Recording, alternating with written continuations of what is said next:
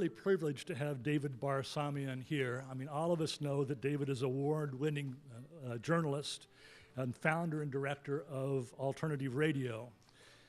Through his work as an independent media journalist, David has changed the media landscape within radio, and he's done several books with Noam Chomsky, Tariq Ali, Howard Zinn, Edward Said, and Arundhati Roy, and many others actually. His most recent books are Occupy the Economy with Richard Wolff, and Power Systems, Conversations on Global Democratic Uprisings, and the New Challenges to U.S. Empire with, of course, Noam Chomsky. David is the winner of the Media Education Award, the ACLU's Upton Sinclair Award for Independent Journalism, and the Cultural Freedom Fellowship from the Lenan Foundation. These are just a few of the reasons that the Institute for the Alternative Journalism has named him one of the top 10 media heroes. David Barsamian.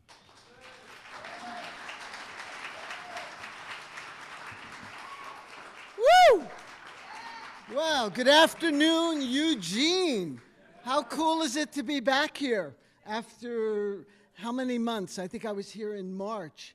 And I love coming to Oregon and particularly to Eugene. It's almost like a sister city to Boulder, and I'm on a six-city, six-night tour, although this is a daytime event, kicked off on Monday in beautiful Astoria. That was followed by Newport last night, where, incidentally, within 2 weeks, a new community radio station is going to go on the air there, KWAQ, Quack. And people are very excited about having independent community-based radio in that community of Newport. And today, Eugene, tomorrow, Corvallis, Friday, Salem, and then an event for KBOO in Portland. Always want to acknowledge Stan and the work that he's doing here. I've been here multiple times. Yeah.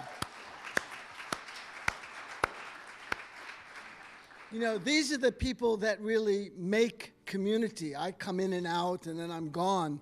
But he's here. Matt Laubach of Third Eye Video is here. I've been working with Matt for 25 years, maybe even longer. A lot of the programs that you hear on alternative radio on KLCC Tuesday evenings at 6:30 were recorded by Matt over the years, from Francis Fox Piven to Vandana Shiva, Naomi Klein, and many others. So he's a real close ally and a community treasure that should be valued by all of you.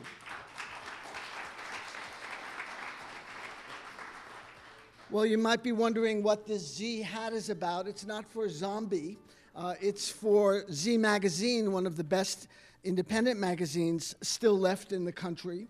And also ZNet is a terrific source on the internet for independent analysis and perspectives. And so those of you who go back a little further to the 1960s, there was a wonderful Greek movie done by Kostogravis called Z, which Zai means to live in Greek. And it was about the US-inspired colonel's coup d'etat, which destroyed democracy in Greece. And you may see that there is a kind of a t-shirt here, "Don't trust the corporate media." Actually, that's not entirely accurate, because you can trust the corporate media to a certain extent, to lie, to fabricate, to distort, to omit, to impugn the motives of people like Edward Snowden or Chelsea Manning and other heroic whistleblowers, that they're doing things for money and self-aggrandizement, and they're driven by narcissism. So we have a system here, a media system, and I will be talking about climate and capitalism as well, a media system that is basically a form of prostitution. They are prostitutes, lapdogs with laptops, journalists who have long ago forgotten the basic tenets of journalism, which is to comfort the afflicted and afflict the comfortable. They've actually flipped that. They now comfort the comfortable because they themselves not only compete for the best hair on the air. Have you seen Diane Sawyer lately with her latest do? You know, or any of them, all of these anchors, the so-called anchors. In fact, as Howard Zinn used to say, that's a correct title because they're anchored to the establishment. They themselves are millionaires. People like Thomas Friedman of the New York Times earns hundreds of thousands of dollars when he gives a talk at the University of Oregon or at the University of Colorado, where I am. So they have become part of a class that is invested in the state and in the system, and they can't break away from that. This is almost an institutional imperative, and I think it's important that we understand where they are coming from. They're like a conveyor belt that is bringing propaganda out of the White House, the State Department, and the Pentagon, and is packaging it as news. This is what's happening in the world today. What's happening when you see that World News Tonight? That's the name of the ABC News program hosted by Diane Sawyer. You're getting just a glimpse of very filtered and selected information. The real news is omitted. I mean, what's happening on the ground in Pakistan or in Iran or in Syria or Lebanon or even in the United States is largely occluded and camouflaged. And so we have a very sophisticated propaganda system here that is cloaked, of course, in the rhetoric of the free press and democracy and all these things that, we hold to very high standards and celebrate. But in fact, much of important information is simply not available to a lot of people. I mean, and because of that, there's tremendous amount of confusion. For example, in recent polls, and I'm not a huge fan of Obama's healthcare policy. I think he sold out the single-payer option a couple of years ago when Max Baucus, the chair of the Senate Committee on the health issues, simply took it off the table. It wasn't going to be an option, which Americans, when asked in large numbers, when they're explained clearly what single-payer means, say in large numbers they want single-payer. But let's just fast forward to the recent period, and in most polls, Americans, when asked, do they favor Obamacare, say no. And then the same question is asked of the same people. Do you favor affordable health care? And the Affordable Health Care Act, they say yes in equal numbers. So that is just an indication of how confused the population is about what is going on. I'm going to hand out also a alternative radio sign-up list so I can keep in touch with you and send you announcements about programs and the like. There is a certain condition, though, and some of you are old enough to remember a course in grammar school called penmanship. Anyone? No, it's too young of a crowd. One person, okay. Well, it's the art of writing clearly. It's writing. People remember writing rather than enter. So if you could just, your name and your email address, if you'd like to share it, I'd be most appreciative. You don't have to worry about my sharing this with the NSA because they already have all your information. I'm not kidding. Every text message, every telephone call, every email, every correspondence is all being collected. In fact, there was a recent headline saying, no morsel of information is too small for the NSA to collect. And because we love our 16 intelligence agencies, the NSA is just one of them, we are building, we the people, because we are so munificent and generous, a $2 billion facility in Utah to store all of this private information. So First Amendment, Fourth Amendment, Fifth Amendment, hasta la vista, baby. Speaking of the NSA, I composed this little ditty. Hey, hey, NSA, who you gonna spy on today? Hey, hey, TSA, who you gonna pull over and frisk today? UAVs rain death from the skies. Pilotless drones will blow out your eyes. Look out, here comes the FBI. IEDs, RPGs, WMDs, NSC, CIA, DEA. There goes the USA. There goes the USA. There goes the USA. You know, Leonard Cohen, who I hope all of you know, a great independent musician in Canada, from Montreal, poet, singer. He had a terrific song years ago called Democracy is Coming to the USA. It was in the affirmative, by the way. But today, I think if you were writing that song, or if I were improvising on it, I would put a big question mark after coming to the USA, because any objective analysis, particularly of what's gone on with the enormous increase in snooping and spying on American citizens and citizens around the world, including our closest allies. I mean, it's really stunning when you think that the Obama administration, you know, who seems to have completely forgotten what the Fifth Amendment is about, is even spying on people like Angela Merkel and others who are basically in their pocket. It shows a degree of fear and a desire for total control that is, to use an overused adjective, unprecedented. You know, I come from Colorado, as you might know, in Boulder, and just in the last 4 or 5 months, we've had an unprecedented drought, we've had unprecedented fires, followed by unprecedented flooding. And the media report these things as extreme weather events. And now there's actually a part of a regular evening newscast, you know, after the robberies and carjackings and break-ins and attempted rapes and priest molestation cases. Then they go to, of course, sports. Then it's severe weather. And what's happening? You know, tornado here, cyclone there, typhoon there, flood here. But you know what's never mentioned is climate change, is global warming.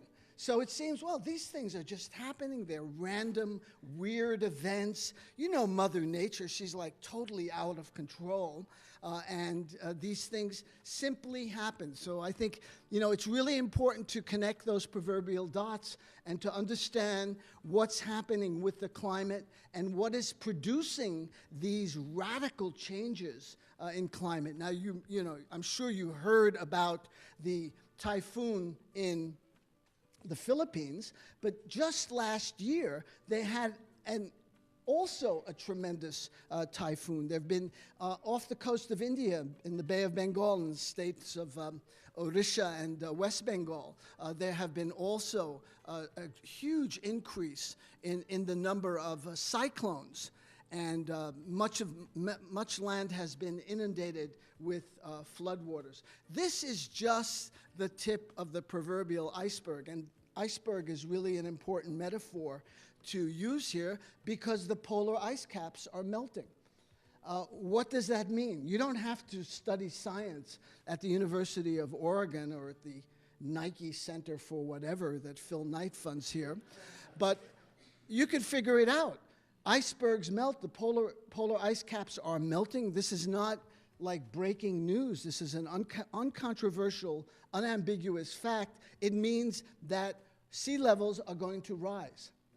And sea levels are projected to rise if temperatures increase by 4 degrees Fahrenheit, about 2.5 degrees centigrade, in the next few decades. See, we're not talking here about 2115 or 2230. We're talking in the lifetime of people in this room. There is going to be, unless the path we are on is changed, unless we get off this AM, FM frequency, which seems to be the only radio that we understand, unless we create a new kind of radio frequency or media frequency or humanitarian frequency, there is going to be hell to pay. And I hate to be a kind of Cassandra, you know, like in Greek myth, warning people about what is coming. But I think it's imperative, it's a moral imperative that we protect this pale blue dot in the universe, which is what Carl Sagan called planet Earth. I mean, what a precious resource we have here, and we are squandering it, we are polluting it, we are plundering it, we are looting it, all in the name of profit, all in the name of growth. Even all notions of growth have to be radically re-examined. It cannot be business as usual. And you can't feel good about just driving a Prius and recycling your plastic and paper. I mean, those are, and believe me, I come from a community very much like Eugene, where that's, you know, a very big part of local culture, you know, recycling and composting. But again, it's not sufficient for the urgency that is required to save the planet. And, you know, part of this is also a very aggressive, and I dare say, testosterone-driven, masculine view of nature. Nature is feminine. Nature is wild. It's out of control. Its energies need to be harnessed. It can only be harnessed by corporate capitalism, by earth-moving equipment, by backhoes and tractors, and digging out the earth. A few months ago, I was in northern Alberta, near where the tar sands is being excavated, which is, according to James Hansen, if this moves forward, if the Obama administration approves the Keystone XL pipeline, James Hansen, who's a very distinguished NASA scientist, who in 1988 first sounded the warning that there's something happening with the climate. He spoke before a congressional committee, and that we should pay attention. Well, 25 years later, he's saying that if the Keystone XL pipeline is approved and all of that filthy oil is put on the international market and then, of course, pumped into the atmosphere, it will be, quote, game over for the climate. That will be the tipping point. Now, people do talk about tipping points, and, you know, it's difficult to say what exactly will do it. But, you know, these scientists, and I've talked to some of them actually live in Boulder, are very conservative people.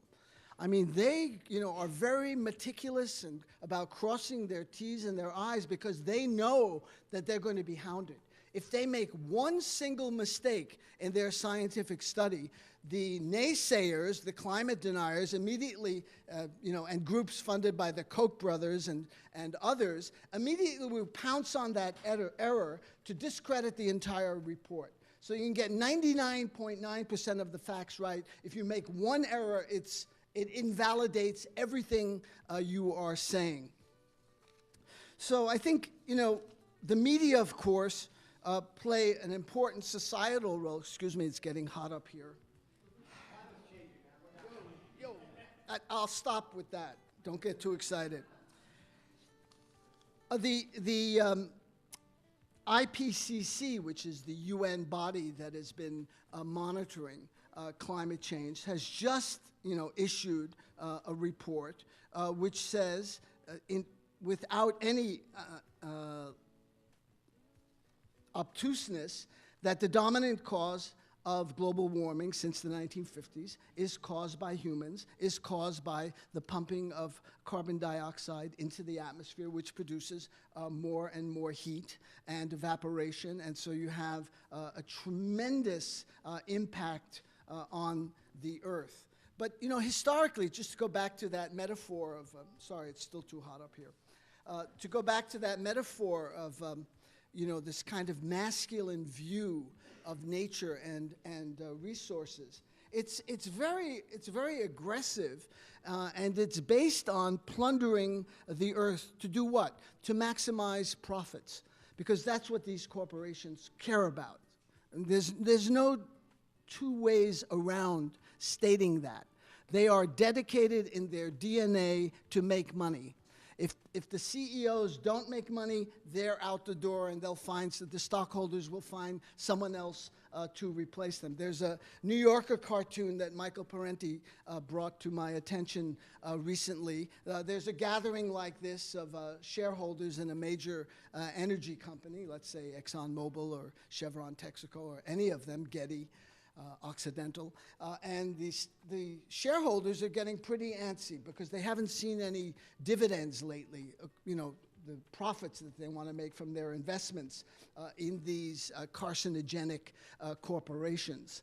And the CEO is up in front of them and says, I understand your concerns, and of course I'm very much dedicated to making you happy because I want to keep my job, unstated.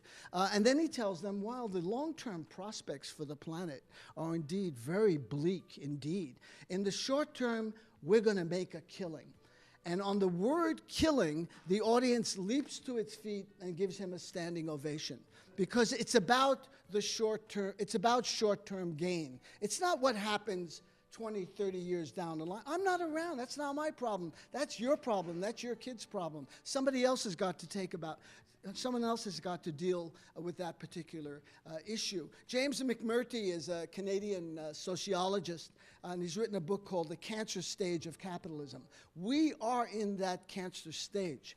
The tumor is growing, and it is metastasizing. Now, it's cancer, if any of you had hopefully not encounters with it, is consumed with eating its host.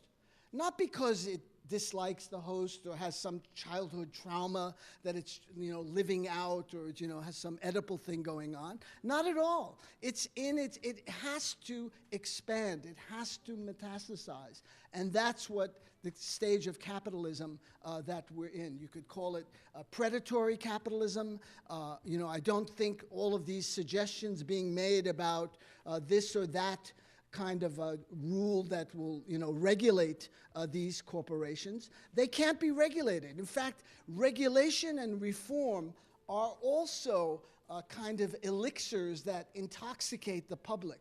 Oh, yeah, Clinton, he eliminated the Glass-Steagall Act, and that led to the financial crash of 2007 and 8 because banks weren't being regulated and Wall Street firms weren't being monitored. And we've got to do something about that. And then they created the Dodd-Frank, bill to replace the Glass-Steagall Act. But why do I say it's a kind of false elixir? It's a false narcotic, because the people that are designing the reforms are themselves implicated in the process. So they can't possibly design legislation that is going to be effective. I think Matt Taibbi has written very brilliantly on this in Rolling Stone magazine, one of our best independent journalists, that these reforms are already rigged from the get-go. And we just continue, kind of along our way. Last tango from democracy, from Waziristan to Fort Meade and Langley, Virginia, from oligarchy to plutocracy to dollarocracy. A nation of sheep will beget a government of wolves. Edward R. Murrow said that. The recent and ongoing theatrics in Washington are a sideshow to the main event, the ongoing evisceration of democracy, the political system in which the capitalist economy effectively functions for the few. And it does work. Let's not completely dismiss capitalism as a failed economic system. It does wonders for the 1%. And the 99%, you kind of left on your own. You remember Reagan's famous saying in the anyone old enough to remember Reagan? He was two-term president, also called the great communicator. I mean, he was a brilliant actor playing the role of president. And he said a rising tide will lift all boats. Okay, that makes me feel good. I've got a couple of boats, but they happen to be kayaks and canoes and rowboats. And the only tide that the boat lifts, the boats that are lifted, are yachts, and cruise liners, and everybody else is going right to the bottom. And that's pretty much how U.S. economic policy has developed, particularly since 1970, when the post-war boom, which was perhaps between 1945 and 1970, the greatest economic expansion any country has seen in the history of the world. I mean, living standards were rising. This is when the middle class was moving into subdivisions and Levitt towns were being built and condos and the like, and there was a chicken in every pot and people had 2 and 3 cars. Well, something happens in the early 1970s when that hits a plateau. Wages flatten out. They haven't increased since. In fact, they're going down. And corporate capitalism discovers that there is money to be made outside the United States, outside this already very parlous and kind of preposterous regulatory system, but still there are some things in place with environmental protection and OSHA and other things. And also to get away from these nasty institutions called unions. You remember when workers used to get together and demand things and fight for their rights? The people who gave you the weekend, and paid holidays? Well, that's largely been shunted to the side. At a point, the United States almost had 40% of its workers were in unions. Now that's in single digits. So there's been a massive change in the economic nature of the American economy. And so to get away from regulations and laws and unions who demand decent wages, corporate capitalism discovers offshore sites where they can move their jobs to Bangladesh, to the Ivory Coast, to Indonesia and elsewhere. And so a lot of those really good manufacturing jobs, which had benefits, which had livable wages and paid vacations and things like that. Anyone here get paid vacations in their jobs anymore? I mean, those are things that have literally disappeared along with health care in the workplace.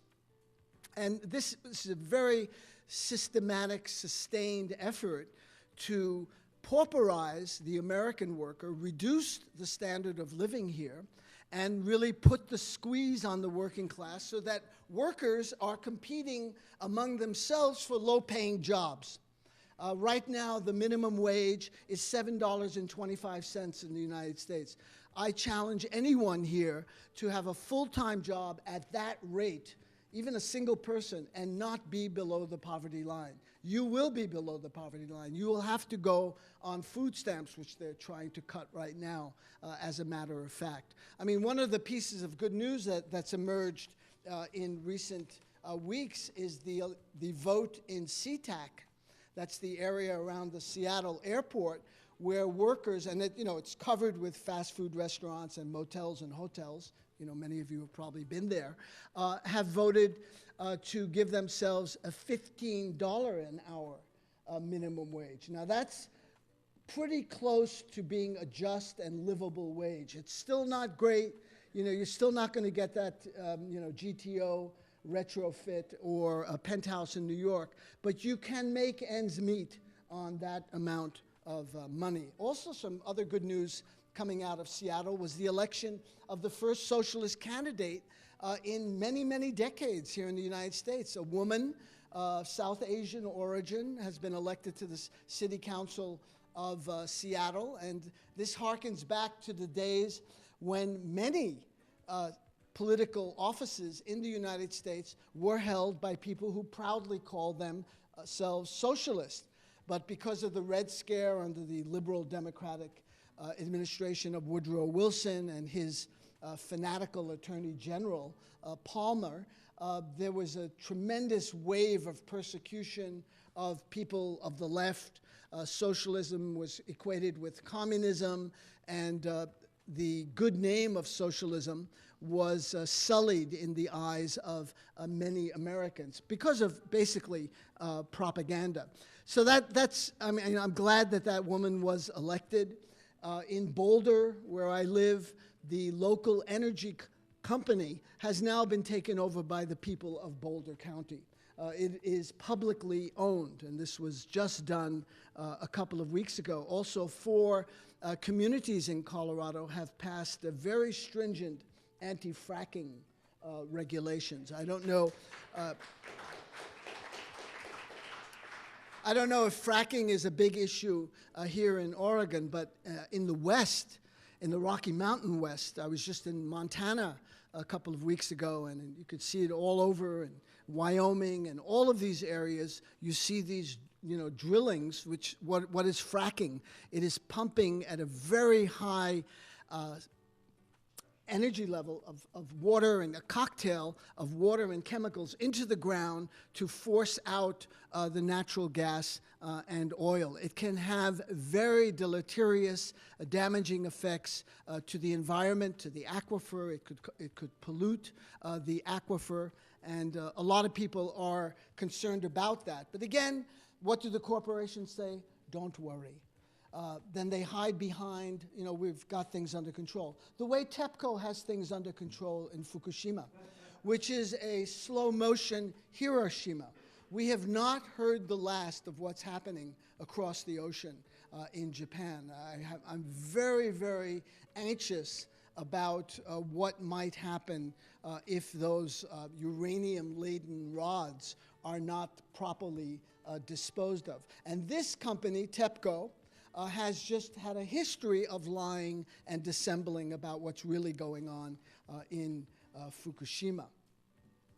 But I want to keep going with some good news. It was a little bit of a digression. I'm glad to see we have the Holy Father himself now on the side of people and economic justice. Whoa! Should I make the sign here? He's talking about the tyranny of capital and the idolatry of money. This goes right back to the money changers in the temple. I think the Pope is discovering or rediscovering liberation theology, which was something very prominent in Central America and Latin America in the 1970s and early 1980s, until Pope John, who is revered in the world as a kind of saint, and in fact he has been proposed for sainthood, literally carried out a scorched earth campaign of every single prelate, pastor, priest, bishop who had any notion of justice for the poor. And he sent as his liquidator a man who was later to be Pope, in fact, the man who Francis replaced, Pope Benedict. He was sent to Latin America to purge the church of this kind of extraneous Marxist-type strain that they viewed with great contempt. And some other good news in terms of the media, the area that I work in, is Pierre Omidyar, the French-born Iranian-American founder of eBay, who is investing $250 million in a new independent investigative journalism organization. I mean, this is really breathtaking in its scope, and he has already recruited Glenn Greenwald, Jeremy Scahill, Laura Poitras, and other independent journalists to get back this very, very important form of journalism. Why do I say it's very important? Well, under the Obama administration, more whistleblowers have been prosecuted than all previous administrations going back to 1920, when the Sedition and Espionage Act was passed. That's under a liberal, democratic, constitutional lawyer, Nobel Prize-winning president. And so people are afraid to speak. And if I'm a journalist and I want to find out about something going on, let's say, I'm just making this up, cost overruns in the Pentagon on some military project, let's say, or insider trading, because there's a revolving door between people in the military and then those in the military-industrial complex. If I can't get information from insiders, where am I going to get it? It's not going to fall from the sky, and the government is certainly not going to reveal it to me. So people are being intimidated, threatened with prosecution, being prosecuted by this particular administration. And, it almost makes, we have, Eric Holder, the Attorney General, almost makes one wax for John Ashcroft. I never thought I would say something like that. But he's extremely aggressive when it comes to what is called euphemistically leaking. Meanwhile, they're leaking all the time. You have someone like Jay Carney, who's the official liar for the government. He's like the Ron Ziegler of this era. If any of you remember Nixon's press secretary, he has the unenviable task of going before the Washington Press Corps and enunciating, the latest lie and fabrication. Most recently, he said that drone attacks were legal under U.S. and international law. I mean, that should have elicited guffaws from the assembled best hairs on the air and millionaire journalists.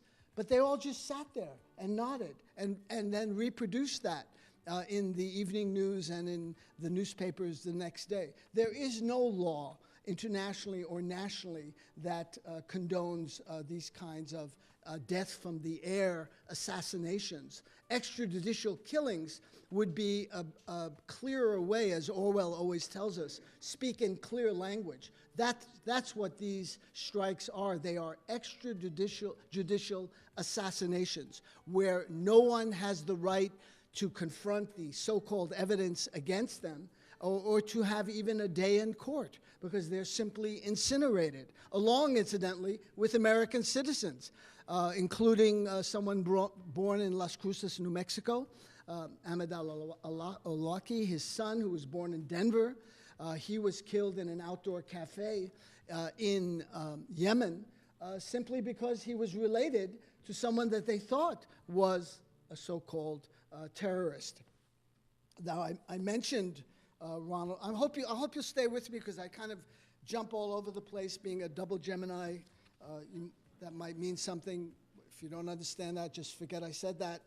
But here's a book that I brought along. It's by Iqbal Ahmed, a great Pakistani scholar, activist, huge influence on Edward Said and me and many others.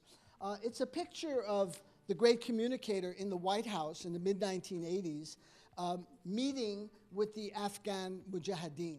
These are the drug traffickers, homicidal maniacs that the U.S. engaged to fight the Soviet Union during the Great Jihad in Afghanistan in the 1980s. Well, we got this photo, and of course, it's stunning that they're there. John Poindexter is here. The CIA desk chief for Afghanistan is in the picture.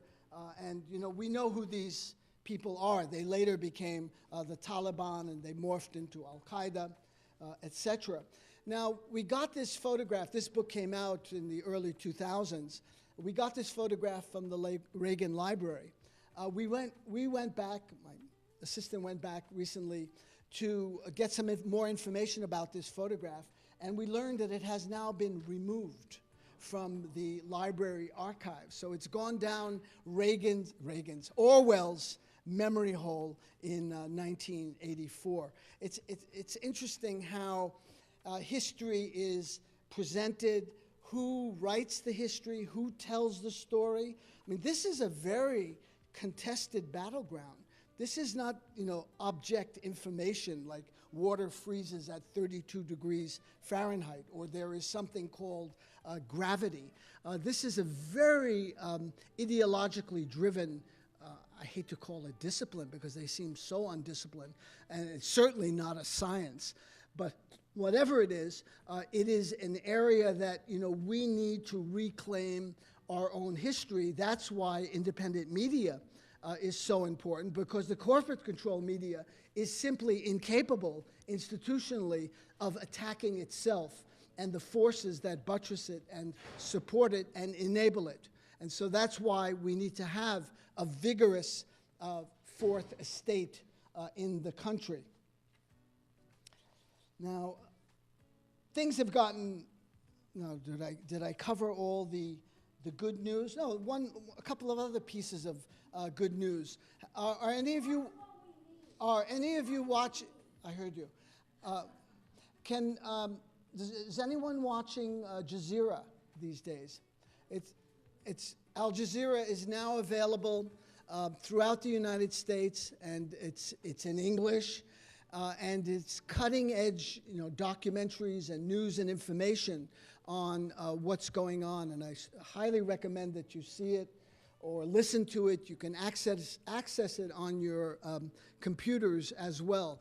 RT TV out of Russia, while it does terrible coverage of events in Russia, it does do very good coverage of events in South Asia, East Asia, the Middle East, Latin America, and Africa. So that's really good that, you know, we're having this development. Amy Goodman continues to expand her work, a tremendous, you know, contribution to independent radical analysis. So we need to make these institutions grow, because we can't depend on ABC, CBS, MSNBC, CNBC for anything other than propaganda and watered down news and, you know, really atrocious kinds of reporting. How are we doing on time? We have plenty of time. Now, there's a movement in the country to move to amend, to reverse the Citizens United decision of the Supreme Court 2010, which unleashed a tsunami of uncontrolled, unregulated corporate money into the political system. It's created a kind of almost legalized bribery at this point.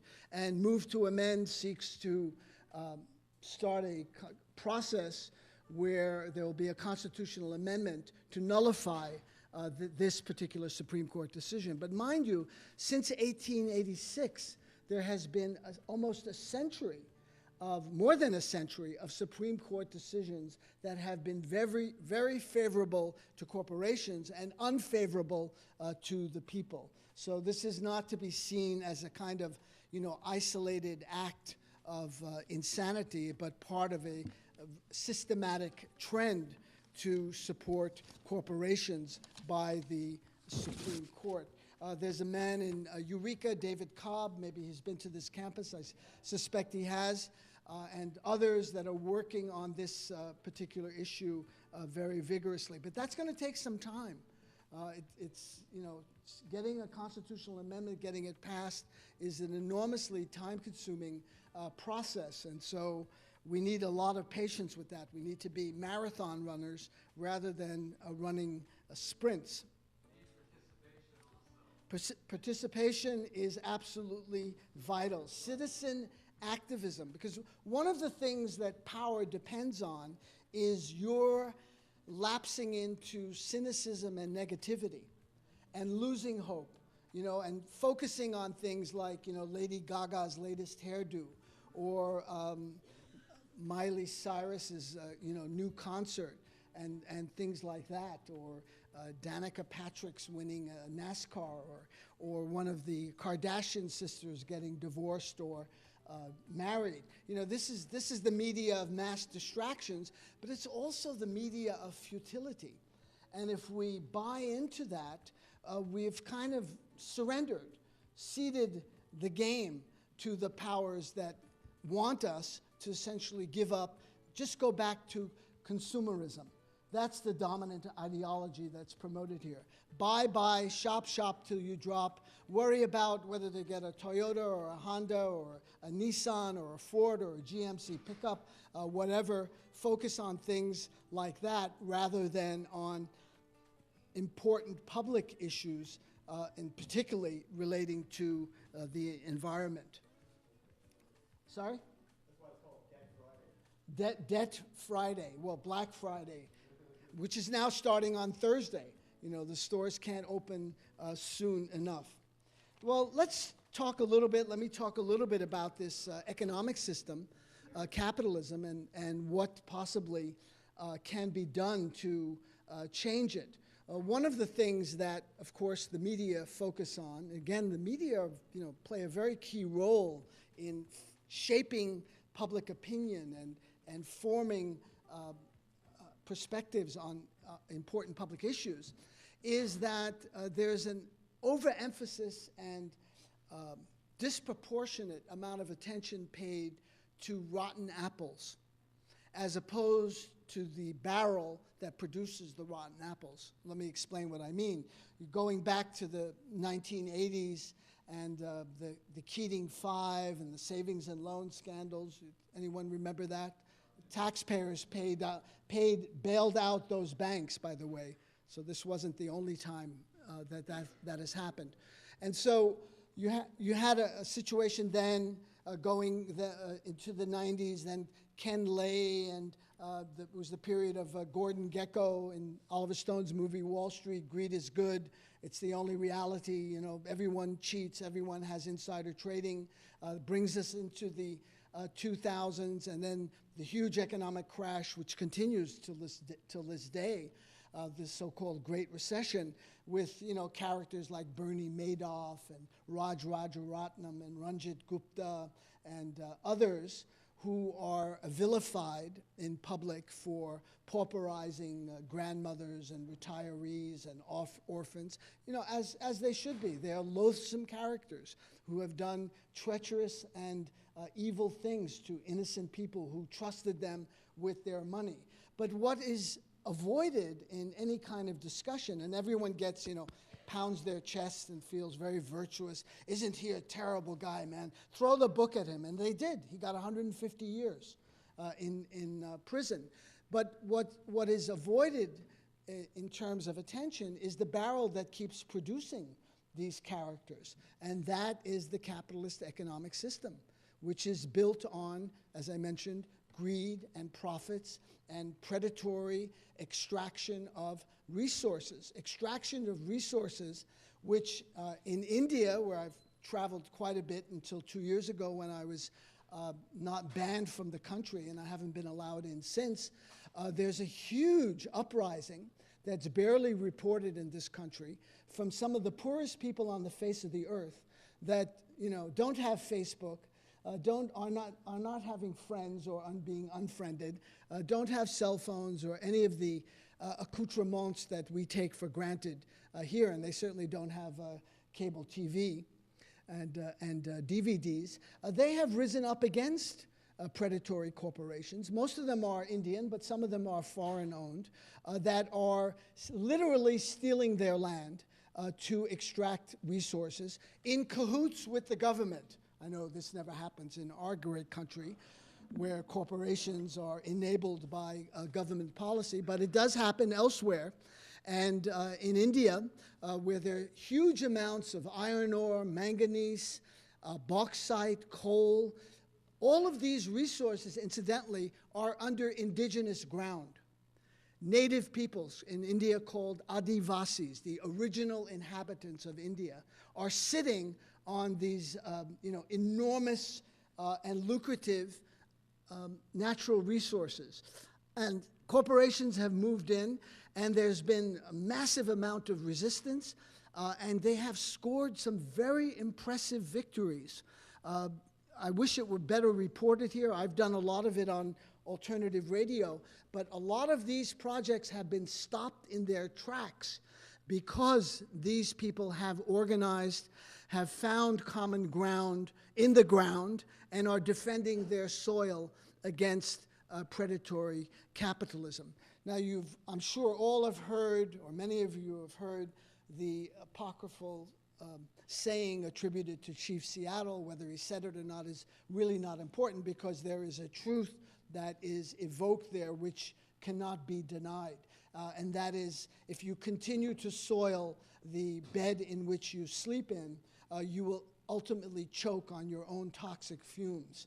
He noted the predatory nature of the European settlers, and this was his warning to them and to us as well. And we see that continuing today, where we are polluting the very bed that we sleep in. We have no sense of loyalty or love, I'll use that word, for Pachamama, for Gaia, for Earth, for this very precious resource that we have. We need to be paying attention, and paying attention urgently, to saving our planet. And capitalism as an economic system is simply incapable of doing that. It will make adjustments. It'll give you a little lipstick here, a little eye blusher here, a little makeup there, maybe a little blue dye in your hair, but it cannot change its body. It cannot change the corpse it is in. It is incapable of doing that because its DNA insists that it accumulate more and more profits. So we have to figure out a way collectively to act, and I think here in Eugene there is a consciousness in terms of the environment and trying to reverse the enormous damage being done to the earth and to Mother Nature. I've been using lately the metaphor of Moby Dick. I don't know if you've read the Melville novel, but this is a take that I've had on it recently, that it is a metaphor for environmental destruction. The white whale, white purity, historically, is nature, is the environment. Ahab is capitalism, out of control, driven, maniacal, monomaniacal. He has to get the white whale. And the crew, the Pequod, the ship that they're on, that's us, the people. And it wasn't by accident that Melville almost chose one person from every race in the world to be part of that crew. And they're swept along by Ahab's charisma and his drive and his willingness to sacrifice everything to achieve his goal. All but one, Starbuck. Starbuck is telling him, this is not the way to go. This is, don't risk your ship and everyone's life on this ship for revenge, to get back at the white whale that took away your leg. Please turn around. We haven't seen our families. Let's go home. But even Starbuck is persuaded by Ahab's charisma and his, brilliant eloquence and articulation. You can read it in those the speeches he gives to his crew. And so in some ways, we are in that kind of situation. We're also, to use another naval metaphor, moving deck chairs on the Titanic. There's the iceberg right in front of us. Now we can see it. But we want to buy time. So, okay, you in the back, all of you bring your chairs and come to the front of the ship, and we'll buy a little bit more time. And then the ship kind of straightens out a bit, but then it's going down again on this side. So now we have to move back, but ever closer is coming the iceberg and the inevitable conclusion and collision and sinking of the ship. Again, this speaks to these kind of intermittent reforms, patchwork kinds of things. I use the metaphor of, cosmetics that are simply not going to do the trick. We cannot depend on business as usual and the growth model as usual to get us out of an economic depression, which we're kind of in. Since the so-called recovery, I'm sure you're all aware that we're in a booming economy, and the recovery has been announced because they announced it, so it has to be true. It was announced 4 years ago that we're in now economic recovery. Well, there's been some economic change. The stock market is now at 16,000 and at record levels. 95% of all economic gains since the so-called recovery started has been concentrated, guess where? In the 1%. 95% in the 1%. Millions of people remain out of work. Millions more have simply given up. And they're not counted in the unemployment figures because you have to actively be looking for work. You have to be registered with the Department of Labor to be actively looking for work and collecting unemployment insurance. So the actual figures, I remember when I was growing up in the 50s and 60s, what was considered normal unemployment was 2 or 3%. That was considered normal and acceptable, although, one would not want anyone to be out of work in a way. But today, it's much more closer to double digits. 8, 9% has become normal. There's a tremendous, no one can deny that there is an enormous need for work in this society. We need to repair the environment. We need to build schools. We need to have a massive WPA program, as Roosevelt introduced in the 1930s during the New Deals. Many of the trails that I walk on in Colorado were built by workers in the 1930s as part of that program. Swimming pools were built, recreation centers, schools, libraries, courthouses, justice centers. All of those things were done with public money. And today we can even see more work that needs to be done in terms of repairing and mending the environment. And so there's all of this work to be done, undeniable. There are all these people who are out of work, but somehow this system cannot bring them together. That speaks to me of a systemic and structural flaw in the system. It is incapable of bringing these two things together. Why? Because it doesn't pay off for the CEOs, for the corporations, to build swimming pools. They'd rather build an aircraft carrier, which they just did, by the way. I'm sure you're all proud as Americans. We just launched our 11th aircraft carrier, named after Gerald Ford, former US president. The US has 11 aircraft carrier battle groups. No other country has one. You know, and we're worried about Iran invading the United States, or what enemy that's out there that is causing us to, you know, hollow out and shatter the Constitution and the Bill of Rights. You know, we're surrounded supposedly by enemies. Yes, we're surrounded by enemies.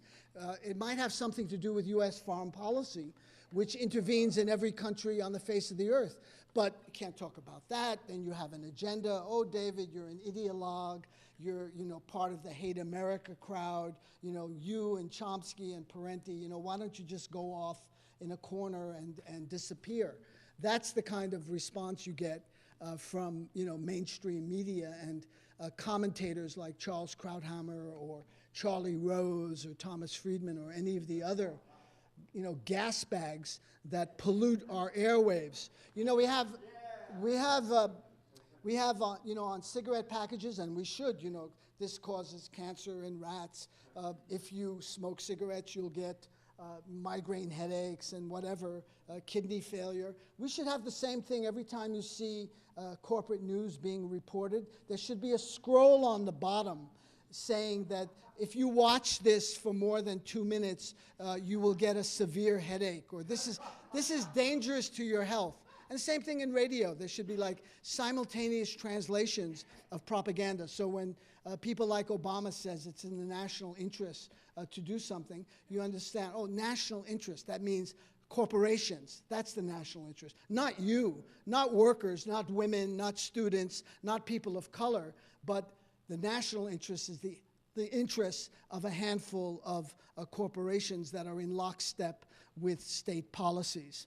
So that would be one way to improve, I think, understanding of the propaganda system. You know, and at any given time, in any culture, in any society, there is a certain body of orthodox opinion that cannot be challenged.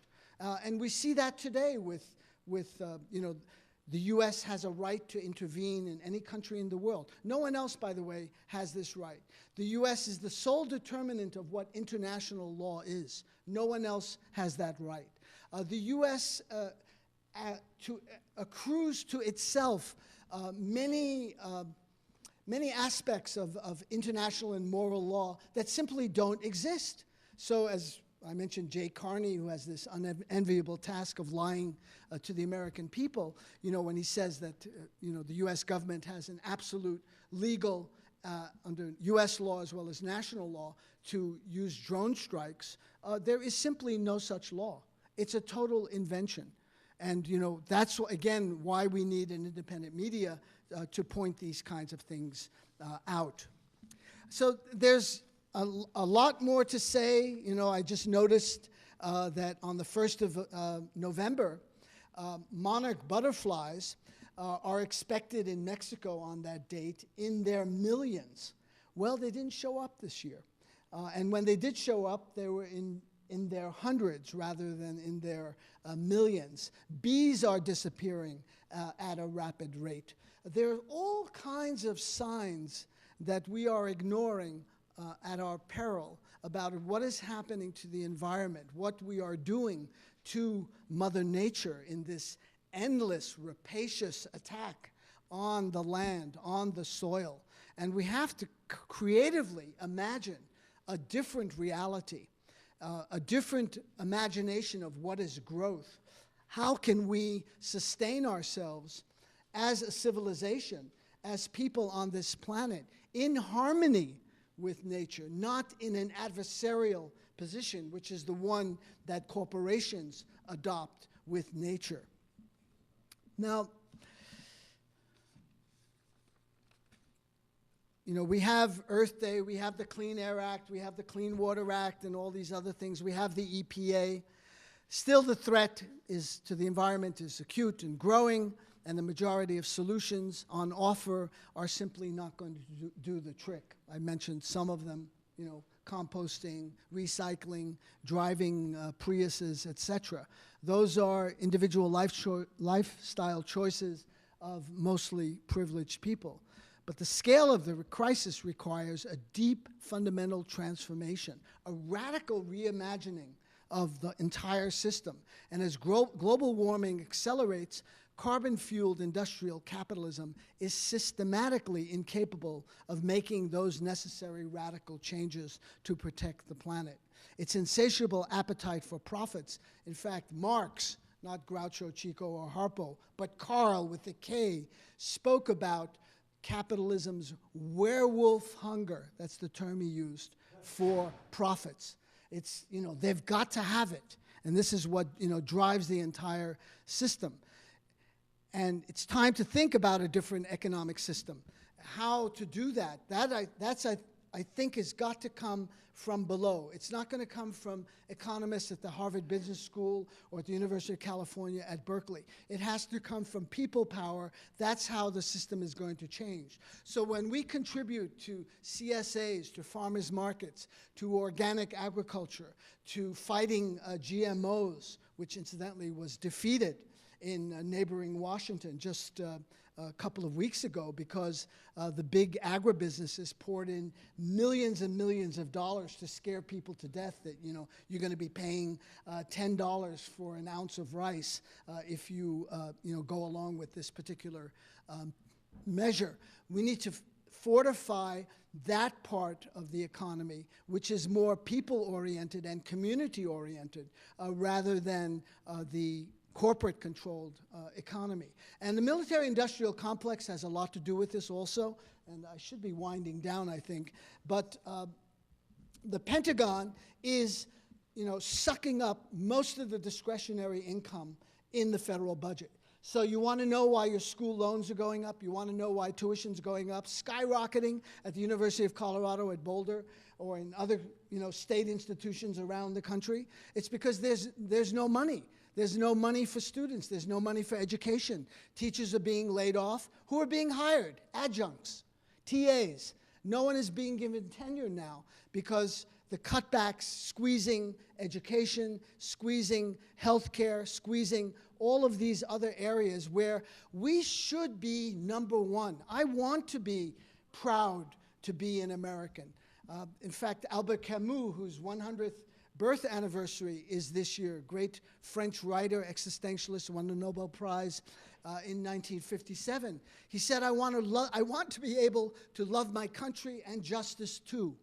And I want to be like that. I want us to be not number one in warfare, not number one in intervention and military hardware, but in healthcare, in protecting the environment, in education, in the arts. Let's not forget poetry and music and dance and all these things that help make us human. We should be number one in those areas. That's a country that I can really feel enthusiastic about and would be proud to be part of. We can make it happen, but it happens one at a time. It happens when you care to act, when you find kindred spirits. Now, I'm leaving here tomorrow, but you're here. This is your community. Look around. Maybe you'll see some faces that you know and people that are working on things, different kind of economic projects or political projects. Get involved. Do something locally. That's how change is going to happen. Don't wait for some magical person to come here on a, flying carpet and say abracadabra and follow me, or I heard David's lecture in the Longhouse. He just rattled off all of these facts, and it was so impressive. I'll do whatever he says. No, don't do anything that I said. Find out for yourself. Verify, the information. Find something that you feel is appropriate for you, that you can own. There's so many things that need to be done. I've just mentioned a handful of them. You could also think about, teaching ESL to immigrants here who desperately need training in English language. There's all kinds of work that needs to be done. Find something, find a group or some kind of community that you can get involved in.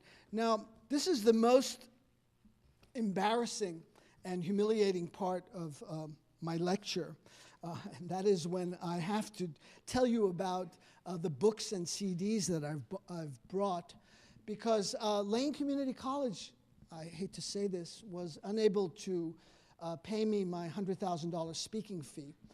Stan tried. I know he went to the administration, and certain funds were raised, but it simply didn't reach the requisite amount. So, and I understand I can't sell anything here. So, like a drug dealer, I'm going to go outside after the lecture, and there the deals can be made. I've got that book by Iqbal Ahmed with the Reagan photograph, which is, if ever a book was worth the cover, this is it.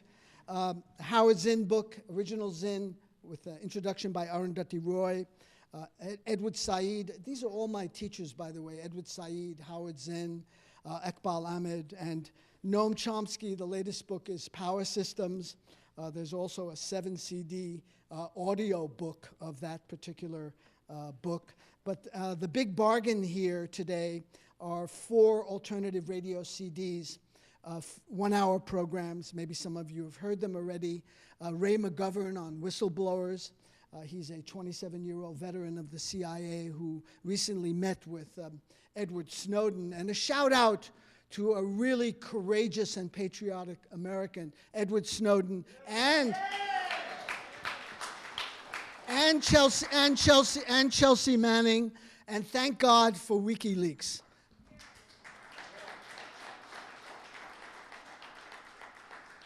And here's another applause line, no hint.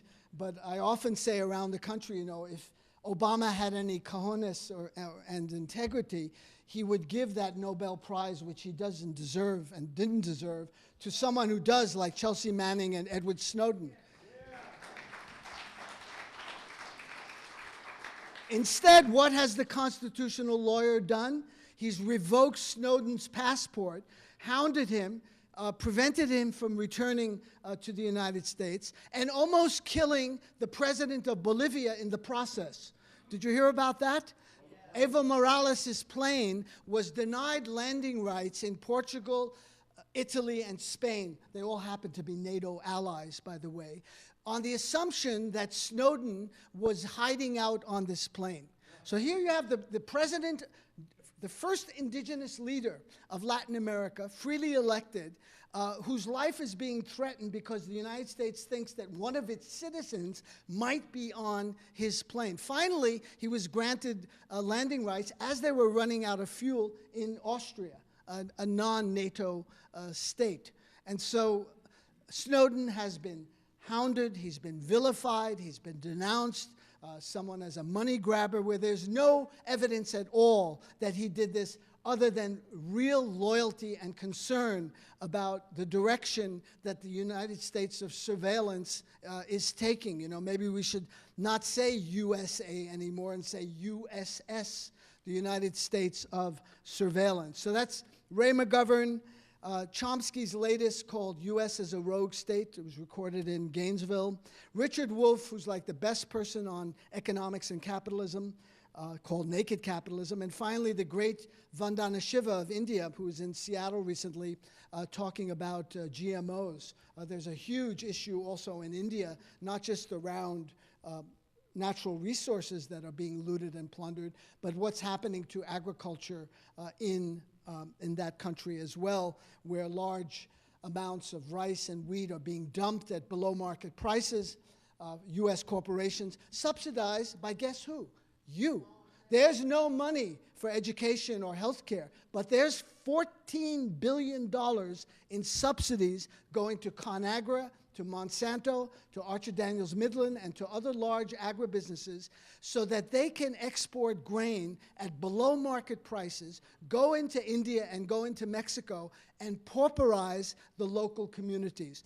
In India, it has reached the monumental level of 300,000 Indian farmers having committed suicide in recent years because they go into debt, they can't compete with the U.S. subsidized grain that's coming in, they can't pay off their debts, and they kill themselves. In many instances, they drink the Roundup Ready toxic waste that Monsanto has been foisting on them. So that's, Vandana Shiva, a great, independent voice. So all of those things, there's 4 of these CDs. I want you to get them, make copies of them, spread the word. It's that time of year, etc. And it's only, can I say the price? $20. $20. It would be $70 if you got them from Boulder. So that's a great bargain to be had. And that's how you can support independent media, alternative radio. KLCC gets my program for free. I don't charge any of the stations. Many of the, no, that's not, that wasn't an applause line. I'll cue you on applause lines. Yeah, let's hope that this one progressive program that is on the air there will continue. There's a great group of women, I want to tell you about them, in Albuquerque, but they're all over the country, Raging Grannies in All right, they're raging and they're rocking. They should be rocking and raging. And they've taught me a couple of songs that I'd like to sing for you, if you'll indulge me. You can see that I'm a failed stand-up comic as well as a performer. Take me out of the bomb game. Take me out of the bomb game. Take me out of the wars. Buy me no missiles or drones, Barack. I'll be glad if they never come back. Oh, it's boo, boo, boo for the bomb team. If they should one lose. And it's one strike, we're out in the old bomb game. That's one.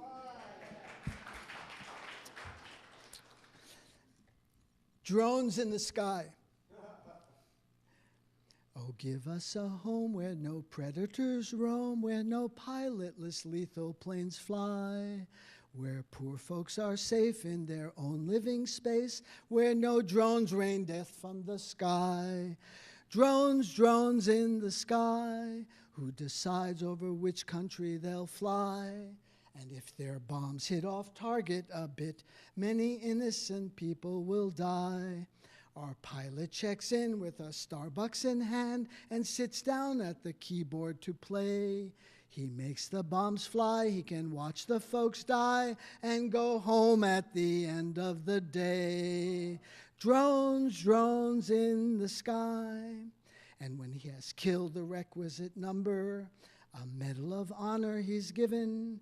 It should make us think, it should make us wonder by what code of morals we're driven.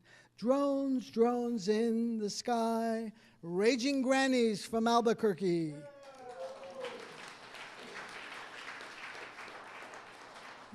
Okay, are you exhausted? Those are my preliminary remarks. I have a formal speech that I've been working on, but should I skip that? And how are we doing on time? One last poem? Any Urdu speakers here? I'm shocked. Urdu is a language spoken by hundreds of millions in Pakistan and northern India. The greatest Urdu poet of the 20th century, his name was Faiz Ahmed Faiz, F-A-I-Z. He was born in Sialkot in 1911 in what was then British India. He died in Pakistan in 1984. And his most famous poem is called Bowl, B-O-L. And now you've learned a word in Urdu and Hindi. It's the imperative to speak, speak. So in demonstrations all over India and in Pakistan, you see placards saying "bol," and everyone understands what this means in terms of resisting power. Bol ke lab azad hai tere.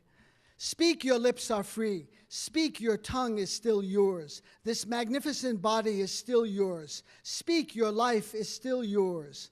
Speak, there is little time, but little though there is enough time. Enough before the body perishes, before the tongue atrophies. Speak, the truth still lives. Say what you have to say. Speak, your lips are free. Bol, bol, bol. Thank you very much.